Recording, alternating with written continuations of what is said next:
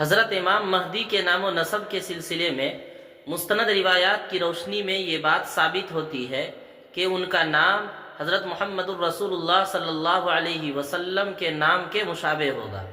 اور ان کے والد کا نام حضرت محمد الرسول اللہ صلی اللہ علیہ وسلم کے والد کے نام کے مشابہ ہوگا۔ چنانچہ حضرت عبداللہ ابن مسعود رضی اللہ تعالی عنہ روایت کرتے ہیں، نبی کریم صلی اللہ علیہ وسلم نے ارشاد فرمایا، حضرت مہدی کا نام میرے نام کے مشابہ ہوگا اور ان کے والد کا نام میرے والد کے نام کے جیسا ہوگا۔ اسی طرح مشکات شریف میں ترمذی کے حوالے سے یہ روایت موجود ہے، نبی کریم صلی اللہ علیہ وسلم نے ارشاد فرمایا کہ دنیا اس وقت تک ختم نہیں ہوگی جب تک کہ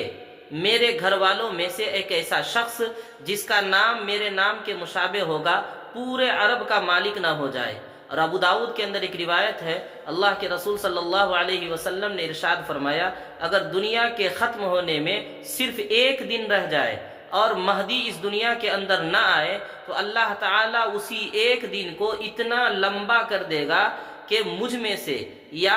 آپ نے فرمایا کہ میرے گھر والوں میں سے ایک ایسا شخص آئے گا جس کا نام میرے نام کے مشابہ ہوگا اور ان کے والد کا نام میرے والد کے نام کی طرح ہوگا، وہ زمین کو عدل و انصاف سے اس طرح بھر دے گا جیسے کہ وہ ظلم و ستم سے بھری ہوئی تھی۔ چنانچہ علماء کرام نے لکھا ہے کہ حضرت امام مہدی کا نام حضور علیہ السلام کے نام پر یا تو احمد ہوگا یا محمد ہوگا، اور ان کے والد کا نام حضرت عبداللہ ہوگا، اور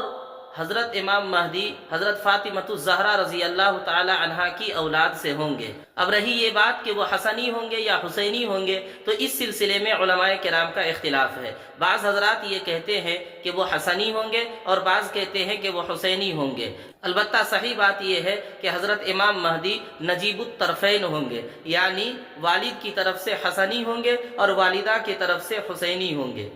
ابو داؤد شریف کے اندر روایت ہے، حضرت علی رضی اللہ تعالی عنہ نے ایک مرتبہ اپنے صاحبزادے حضرت حسن رضی اللہ تعالی عنہ کی طرف اشارہ کرتے ہوئے فرمایا، میرا یہ بیٹا جس کے سلسلے میں اللہ کے رسول صلی اللہ علیہ وسلم نے ارشاد فرمایا کہ ایک دن یہ سردار ہوگا، عن قریب اس کی پشت سے ایک ایسا شخص پیدا ہوگا جس کا نام تمہارے رسول کے نام کے مشابہ ہوگا اور وہ زمین کو عدل و انصاف سے بھر دے گا۔